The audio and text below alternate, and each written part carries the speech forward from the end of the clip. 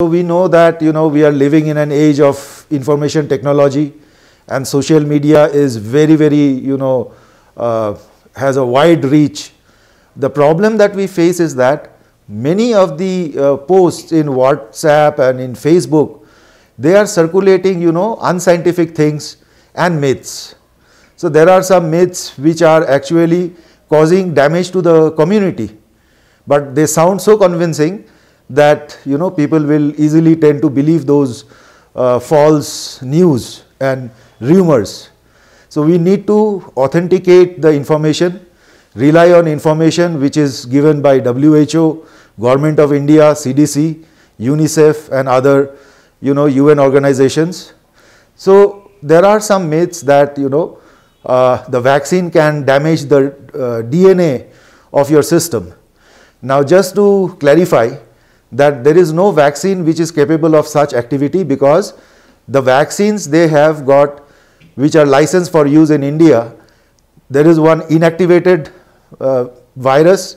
So inactivated means a dead or a killed virus. So naturally that will not cause any disease, and it is not going to enter your system or to have a chance to change your DNA.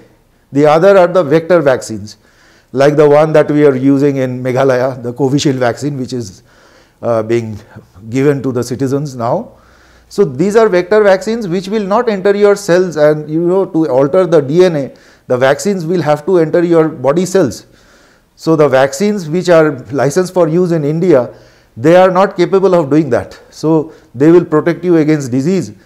So there is also a misconception among people that if you get infection with the COVID-19, you will get immunity like with other viral infections. So I just want to clarify here that in 80% of the people who are affected by COVID-19, they will be asymptomatic. The chances of seroconversion or being protected against COVID infection in that group will be less, because the virus load in them will be very less. The other is the people who are in ICU or on ventilators and they are suffering from severe COVID for a long time. They will also suffer from kind of immune fatigue. So the seroconversion in these cases will not be good. So there is no way that you can get protected by natural infection. So you need to take the vaccine, which will give you adequate protection against the disease. So don't fall prey to rumors and misinformation, but come forward and get vaccinated.